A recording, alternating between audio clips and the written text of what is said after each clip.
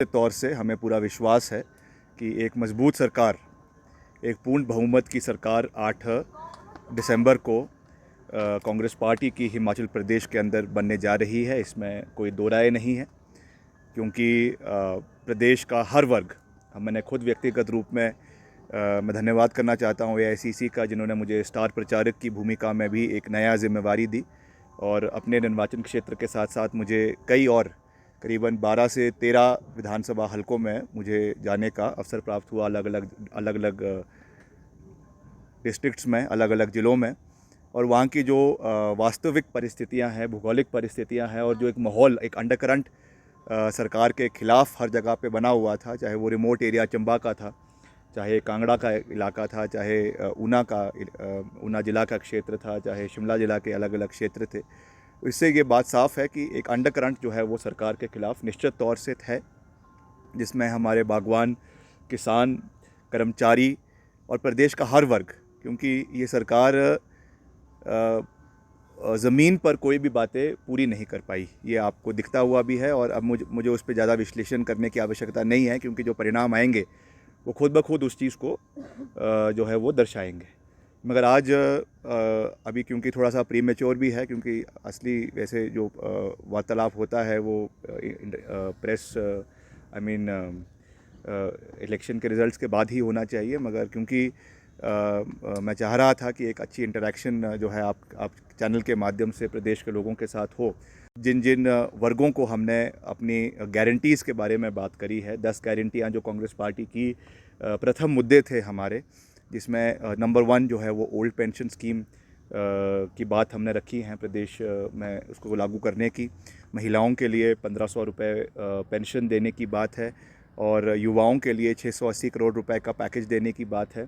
और उसके अलावा भी, क्योंकि चुनावों के समय में बहुत से हमें कर्मचारियों से मिलने का मौका मिला, चाहे वो आउटसोर्स के थे, कॉन्ट्रैक्ट के थे, आंगनवाड़ी वर्कर्स थे, महिला वर्कर्स थी, आशा वर्कर्स थी, SMC के अध्यापक थे, बहुत से डेलीगेशंस हमें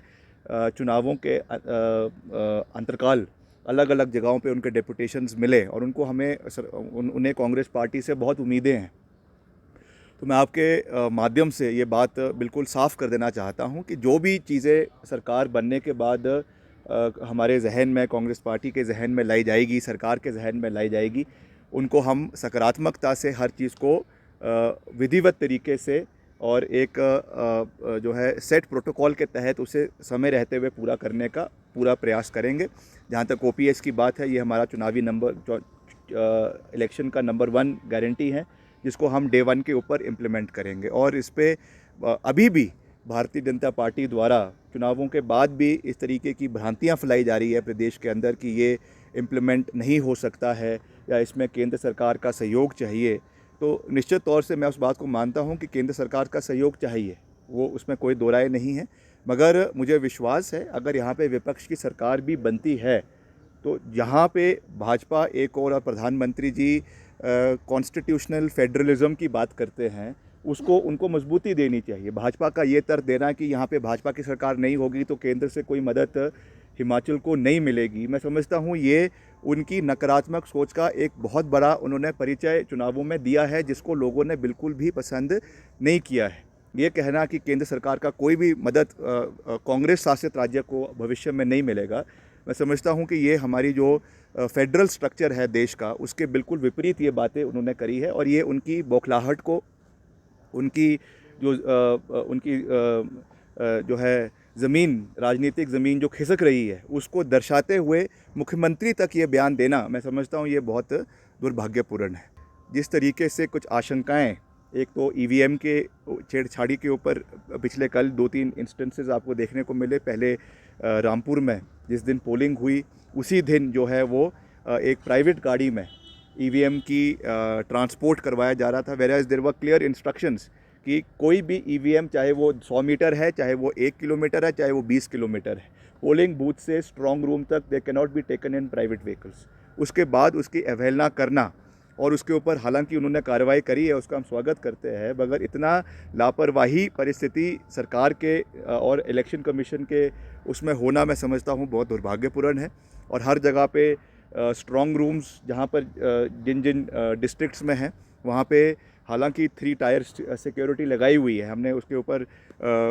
जो डीजीपी साहब है उनसे भी बात करी है, उसमें आईटीबीपी की सुरक्षा भी है, सीआरपीएफ की सुरक्षा भी है और प्रदेश पुलिस का उसमें एक घेरा जो है वो स्टेट पुलिस का भी है। मगर उसके बावजूद जो है इस पर बहुत हमें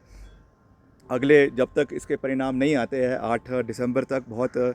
जो है चौकन्ना रहने की आवश्यकता है। मेरा जो एक सबके मन में एक बहुत बड़ा चिंता का विषय है कि सरकार अब एक परिस्थिति ऐसी देश के अंदर उत्पन्न हो गई है कि सरकार बन के भी सरकार जो है गिराने का एक नया सिस्टम देश के अंदर शुरू हो चुका है। आप देख रहे हैं हमारा जो हाफ वे मार्क है विधानसभा का, दैट इज़ 34 और 34 या 35 है,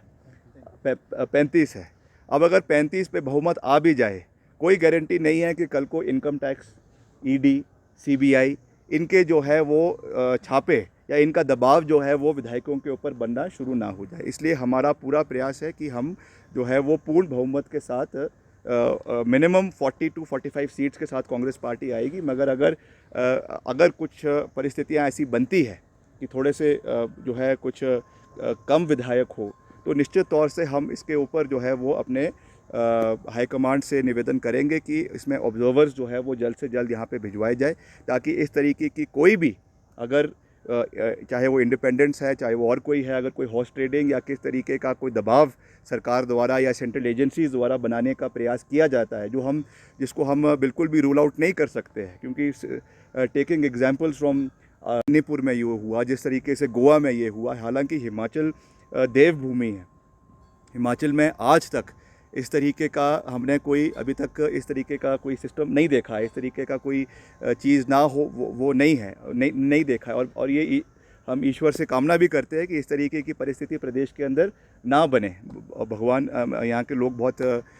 पढ़े लिखे हैं एंड आई एम श्योर वो एक क्लियर मैंडेट जो है वो देंगे। मगर अगर इस तरीके की कोई स्थिति उत्पन्न होती है तो उसके लिए also we need to be prepared. और इसके लिए हम श्रीमती प्रतिभा सिंह जो हमारी प्रदेश अध्यक्ष है वो हमारे सेंट्रल ऑब्जर्वर से बात करेंगे कि एक टीम जो है यहाँ पे पहले ही बिठा दे, ताकि उस परिस्थिति में भी कैसे उससे निपटना है, कैसे उससे हमको बाहर निकलना है, उसके ऊपर भी हम जो है इमीडिएटली कार्रवाई करें। और लोकतंत्र की हत्या जो भाजपा और राज्यों में करते आई है, मैंडेट ना मिलने के बावजूद भी जबरन मैंडेट ले लेती हैं, वो चीज़ हिमाचल के अंदर ना हो, उसके ऊपर हम जो है वो कार्रवाई आने वाले समय में करेंगे। तो आज